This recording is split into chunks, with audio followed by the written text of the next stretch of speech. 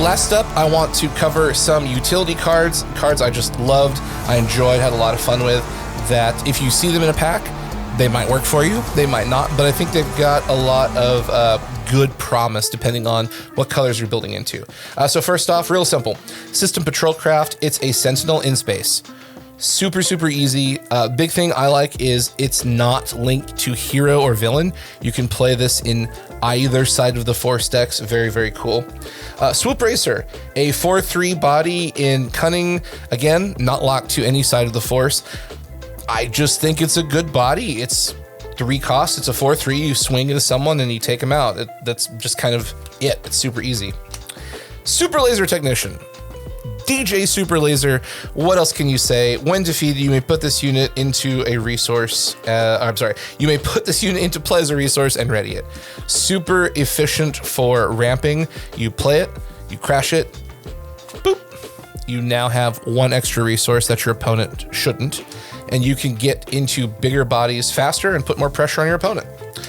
Cargo Juggernaut. This is really, in my opinion, very, very, very, very, very good in limited and sealed events. For 6 resources, again, this is not linked to heroism or villainy. 4/6, stats are okay. Shielded, that's better. But when played, if you control another vigilance unit, heal 4 damage from your base. That 4 damage can stall the game out long enough to win multiple games. 4 damage is significant. Also, a 4/6 body is not to be underestimated. You can just blow this into something and not be afraid because you have a shield. On top of that, 6 HP, very good. 4 attacks, it's okay, but realistically, you want to get the healing and the shield. Super, super fun. Next up is the Bounty Hunter Crew. This card got used against me multiple times in multiple games, and I also used it, so it's very powerful. But you pay 6 resources for a 4/4 body with ambush, which means after you play this unit, it may ready and attack an enemy unit. So normally you play these cards tapped, but he can come into play and go swing into something and, bonk somebody's unit out of nowhere. And on top of that, when you play it, you may return an event from a discard pile to its owner's hand.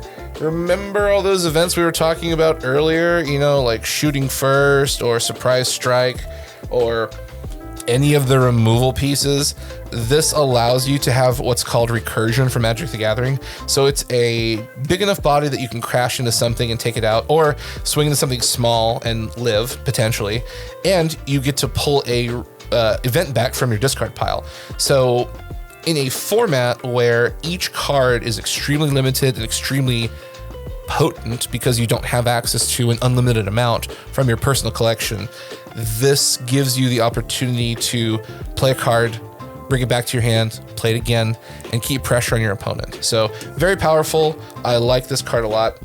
Next up, these 2 are just really annoying.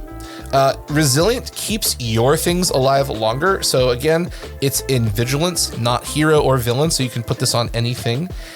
Really, 0/3, that's kind of scary. Being able to just go, okay, boom, my Bounty Hunter Crew is a 4/7. Have fun.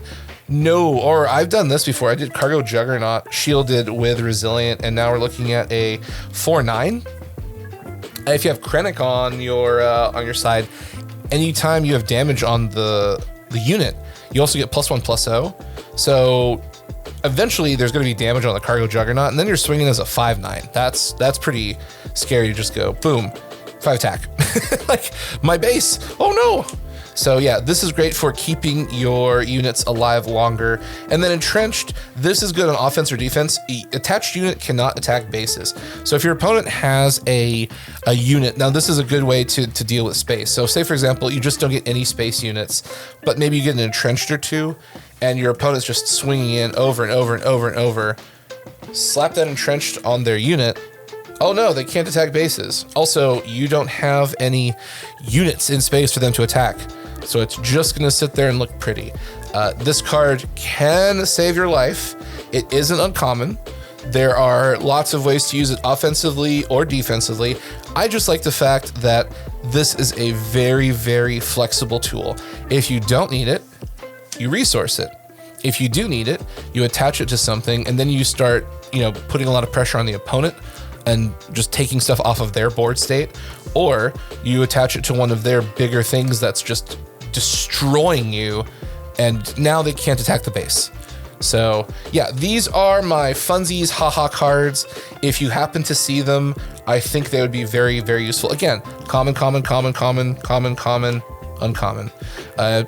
Something I do like to tell a lot of people is rarity in sealed events doesn't always necessarily equal like power level or you're going to win. There's definitely cards in the set that do very, very well at high rarity. Looking at you, Darth Vader Legendary, that I don't have to show. But 90% of the cards you're going to see are going to be in the common slot, and then the rest are going to be in the uncommon slot, and then you're going to have a couple of rares, maybe one legendary. So you're generally building around your commons and uncommons just based on the number of cards you have available in your pool.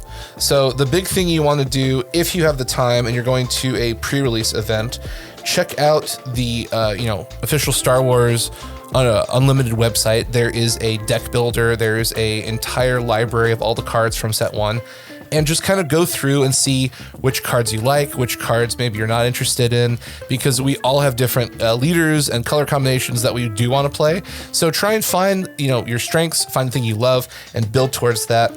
And just being able to notice like which cards do what and how they synergize together is really important, because being able to pick out, the right cards in the right deck and not just say, oh, here's that super laser technician I heard about, but I'm really running blue and yellow. I don't want to just slam this in, especially if you're running like hero. You don't want to try and force good cards out of faction into the deck. You want to try and pick what tools you've got and use them the best you can.